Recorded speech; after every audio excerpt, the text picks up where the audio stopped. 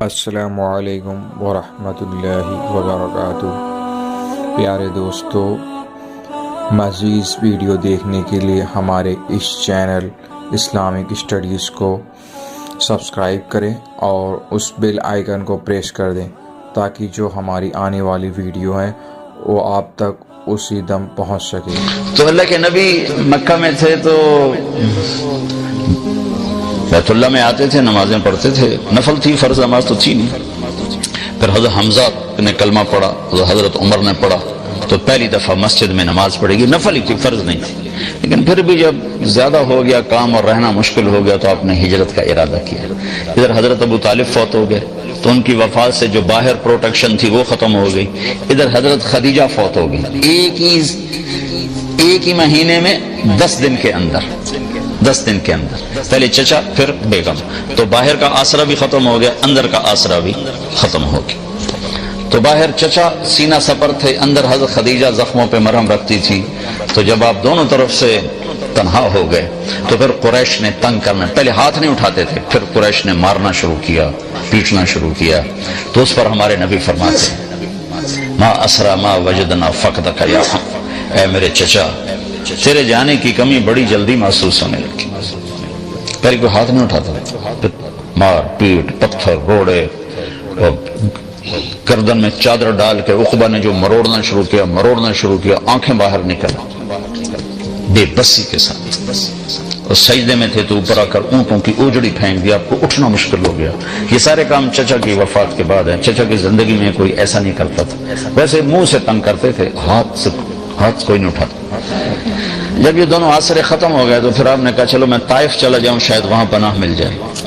وہاں تشریف لے گئے تو انہوں نے وہ حال کیا کہ انسانی تاریخ میں فرشتے 2 دفعہ روئے ہیں، آسمان کے فرشتے 2 دفعہ روئے ہیں۔ ایک 4000 سال پہلے جب 90 سال کا بوڑھا باپ 7-8 سال کے معصوم بچے کے لیے چھری چھپا کے کھڑا ہوا ہے، اور بچہ ملا ہے 82 سال کی عمر میں یا 84 سال کی عمر میں بچہ ملا ہے۔ اور جب عمر ہو گئی 90-92 سال کی، جب آدمی مرغی بھی نہیں ذبح کر سکتا تو اللہ نے کہا جا اس کو ذبح کر دے۔ تو مینا کی وادی، اب تو خیر سارا وہ میدان بن گیا، لیکن مینا کی طرف منہ ہو تو الٹے ہاتھ ایک پہاڑ تھا جو اللہ نے، جو آل سعود نے حجاج کے لیے ہٹا دیا۔ وہاں دونوں باپ بیٹا کھڑے ہوئے ہیں، اور باپ کہتا ہے بیٹا تیرے ذبح ہونے کا حکم ہو چکا ہے، تیری کیا رائے ہے؟ فانظر ماذا ترى۔ تو بیٹا کہتا ہے کہ ابا اللہ کے حکم کے بعد میری رائے پوچھتے ہو؟ یا تو تیرا حکم ہوتا تو پھر تو مجھ سے رائے لیتے، اللہ کے امر کے بعد مجھ سے رائے لیتے ہو کہ میں کہہ افعل یا ابا تفعل۔ عجب جملہ ہے، یا ابا تفعل، جلدی کر، دیر کیوں کر رہے ہو، ابھی کرو۔ تو اس پر حضرت ابراہیم علیہ السلام نے کہا پتہ بھی ہے میں کیا کہہ رہا ہوں؟ کہا ہاں پتہ ہے، ذبح ہوں گا تو کوئی مسئلہ نہیں، آپ کے بدلے میں اللہ ملے گا وہ آپ سے اچھا ہے، دنیا کے بدلے میں جنت ملے گی وہ دنیا سے اچھی ہے۔ پھر کہنے کہ ہاں البتہ مجھے ماں کا بڑا خیال آ رہا ہے کہ اس کو بڑا صدمہ ہوگا۔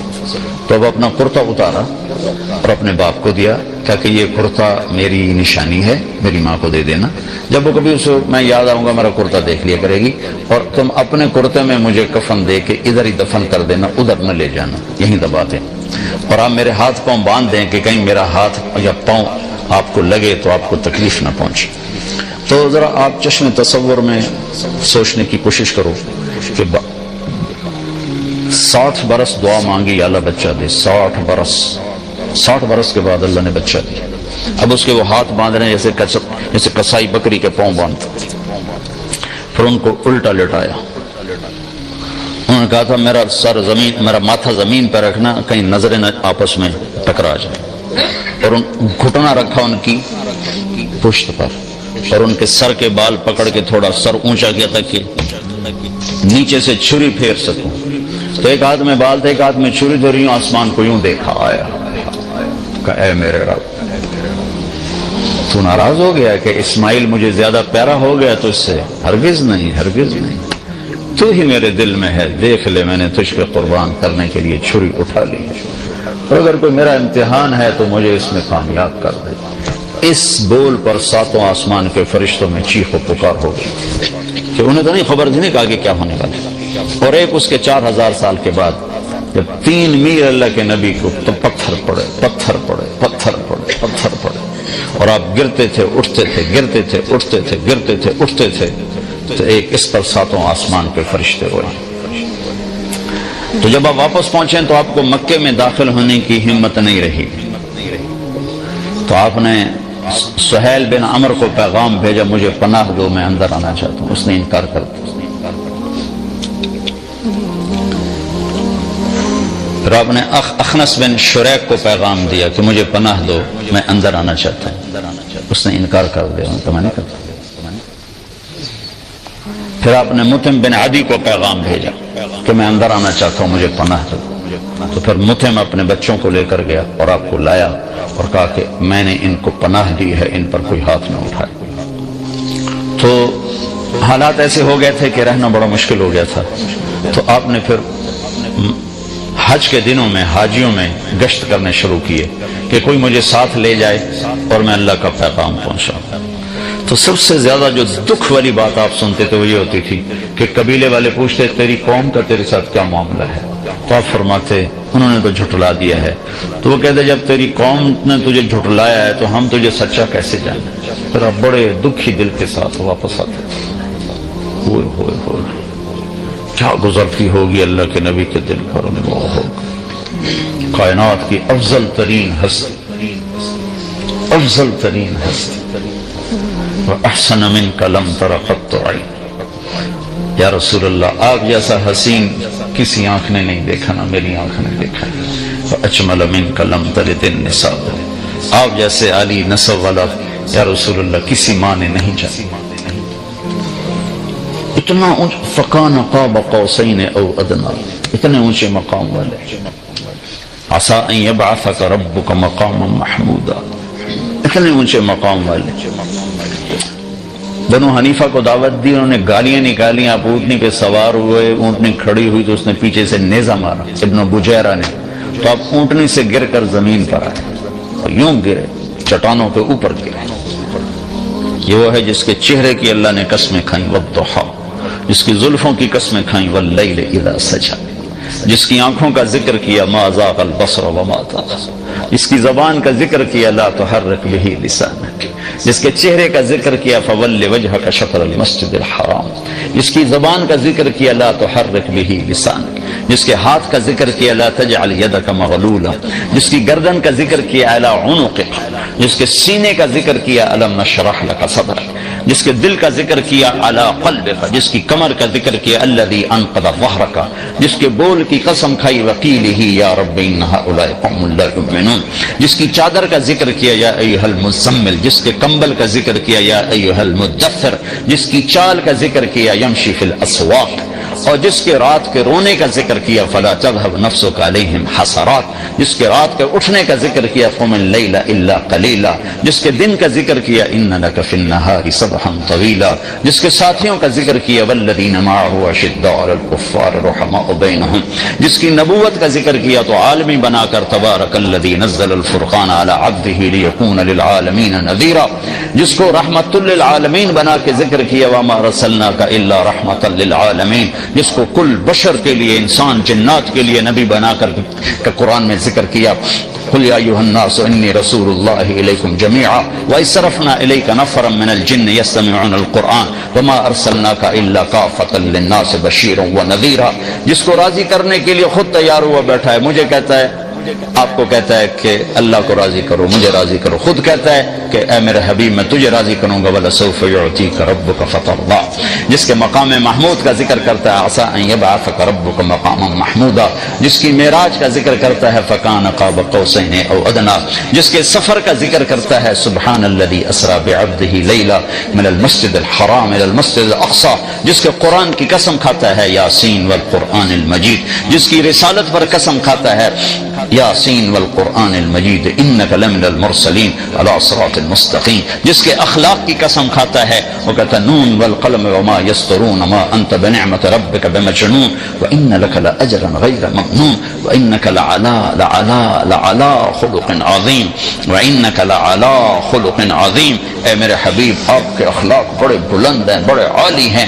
پورا قرآن میرے نبی کو ایسے ذکر کرتا ہے، ایک جگہ جگہ جگہ جگہ جگہ جگہ کسی چیز کو پھیلایا جائے پھر اکٹھا کر کے اس کا وجود بنایا جائے. ایسے میرے رب نے اپنے حبیب کو پورے قرآن میں یوں ذکر کیا ذکر کیا ذکر کیا ذکر کیا، پھر اس کا وجود بنایا، پھر کہا لعمرک مجھے تیرے اس پیارے وجود کی قسم، مجھے تیری جان کی قسم، تیری جان کی قسم. تو نسب میں عالی، تو حسب میں عالی، تو شکل میں عالی، تو حسن میں عالی، تو مقام میں عالی. تیرا نظیر نہیں، تیرا کوئی بدل نہیں، تیرا کوئی مثل نہیں، تیری کوئی مثال نہیں، تیرا کوئی شبیہ نہیں، تیرے جیسا رحم کسی کے پاس نہیں، تیرے جیسا علم والا کوئی نہیں، تیرے جیسی بلندی والا کوئی نہیں، تیرے جیسے نسب والا کوئی نہیں کہ تیرے نسب کو میں نے سید آدم تک پہنچا دیا. محمد بن عبداللہ بن عبد المطلب بن ہاشم بن عبد مناف بن قصی بن کلاب بن مرہ بن کعب بن لبی بن غالب بن فہر بن مالک بن نضر بن کنانہ بن خزیمہ بن مدرک بن الیاس بن مدر بن نزار بن معد بن عدنان بن اود بن حمیسہ بن سلامان بن عوس بن بوز بن قموال بن ابی بن عوام بن ناشد بن حزا بن بلداس بن یدلاف بن طابخ بن جاحم بن ناحش بن ماخی بن عیفی بن عبقر بن عبید بن الدعاء بن حمدان بن سنبر بن یثربی بن یحزن بن یلحن بن ارعوا بن عیدی بن زیشان بن عیسر بن اقناد بن ایہام بن مقصر بن ناحف بن زار بن سمی بن مزی بن عوض بن عرام بن قیدار بن اسماعیل بن ابراہیم بن آدر بن ناحور بن سرور بن رعو بن فائش بن عابر بن ارفخشاد بن سام بن نوح بن لامک بن متوشال بن ادریس بن یرد بن ملہل ایل بن قینان بن آنوش بن شیسر بن آدم علیہ السلام.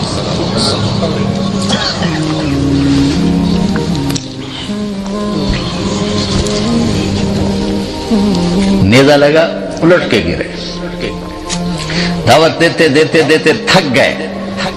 نتیجہ کیا ہوا؟ کسی نے منہ پہ تھوک دیا، کسی نے تھپڑ مار دیا، کسی نے کرتا پھاڑ دیا.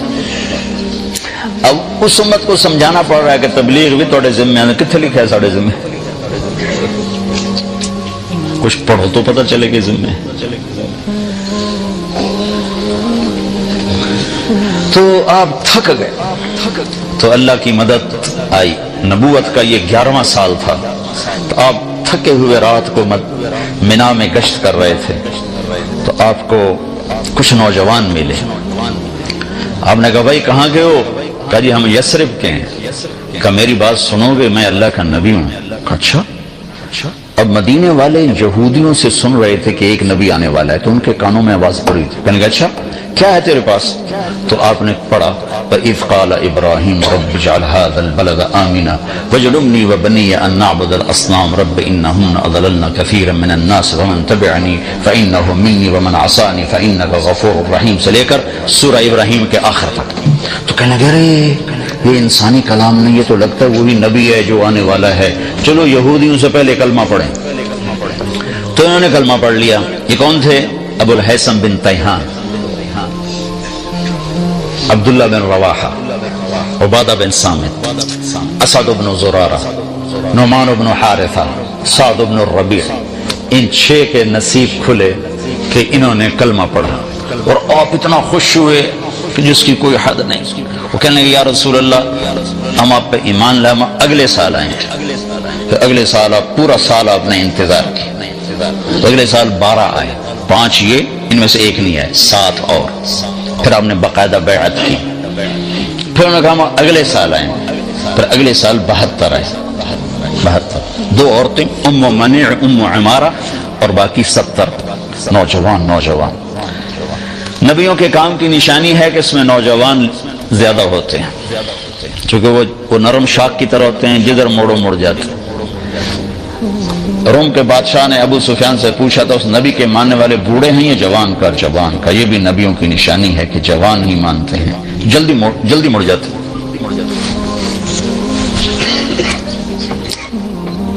72 آدمیوں نے بیعت کی. تو جب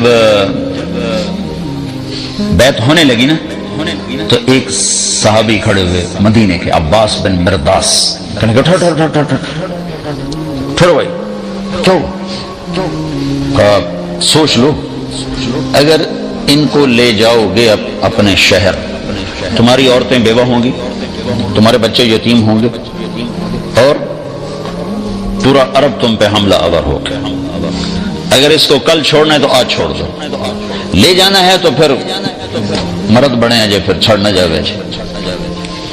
تو اس پر ابو الحیثم بن تیہان کھڑے ہو کر کہنے لگے یا رسول اللہ، یہ جو کچھ ہمیں ڈرا رہا ہے عباس، وہ بھی مدینے کے تھے، اگر یہ سب کچھ ہمارے ساتھ ہو جائے تو ہمیں ملے گا کیا؟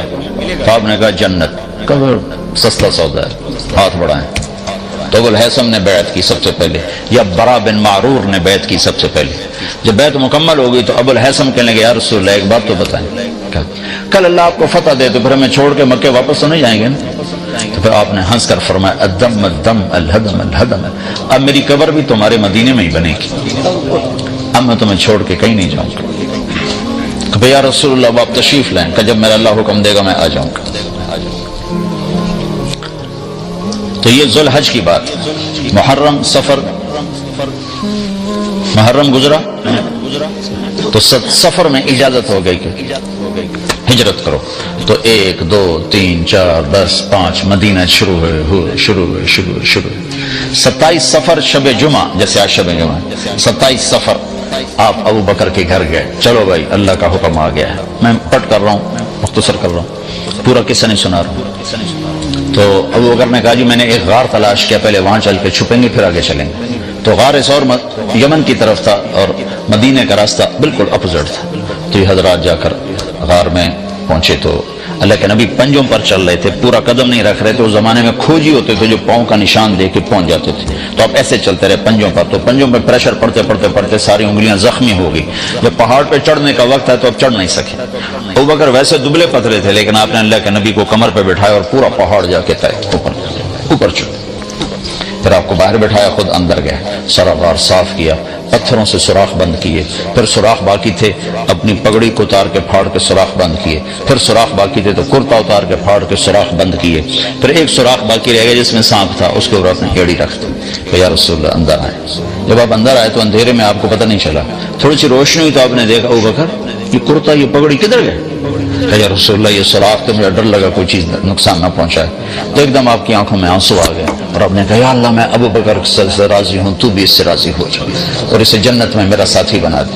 تو اس کے ساتھ ہی جبریل آ گئے کہ اللہ تعالیٰ فرما رہے ہیں کہ یا رسول اللہ آپ کے ساتھی سے راضی ہو گئے اور جنت میں ساتھ دے دیا۔ 27 کی رات، 28 کی رات، 29 کی رات، 3 راتیں 2 دن، 28 29 آپ رہے۔ یکم کو آپ وہاں سے نکلے اور 8 ربیع الاول کو آپ مدینہ کی بستی قباء میں پہنچے۔ تو روزانہ مدینہ والے آتے تھے اور آپ کا انتظار کر کے چلے جاتے تھے۔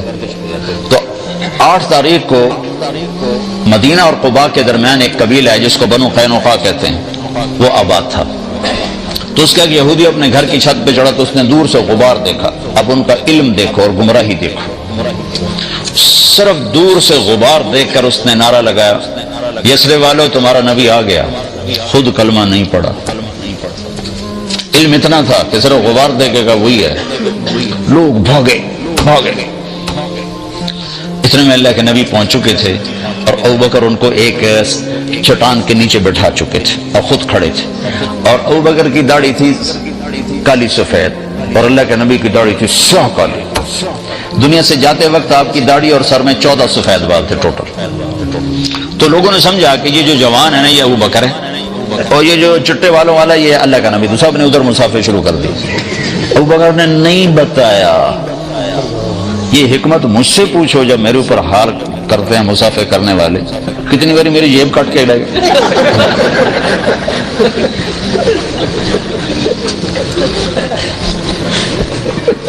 وہ خیال نہیں کرتے بھئی مجمع میں مسافہ کرنا جائز ہی نہیں، مسلمان کو تکلیف پہنچانا حرام ہے، زبان سے سارے کہو۔ تو آپ چپ کرے مسافہ کرتے رہے، نہیں بتایا کہ میں نہیں ہوں تاکہ اللہ کے نبی کو تکلیف نہ ہو، تھکے ہوئے ہیں۔ 3 گھنٹے کا بیان کر کے میں اترا، پیشاب زور سے میں بھاگا، پیچھے ایک پٹھان بھاگا آ کے مجھے پکڑا، السلام علیکم، میں کہا چھاڑ میرا وچے نکل رہا ہے خدا کا بندہ۔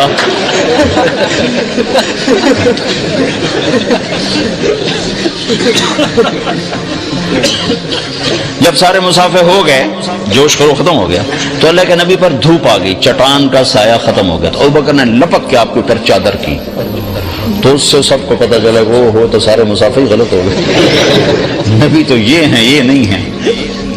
یہ میں ساری تمہیداً آپ کو تھوڑی سی تاریخ سنائی ہے، یہ تاریخ نہیں ہے، یہ دین ہے، یہ میرے نبی کی زندگی ہے، یہ دین ہے۔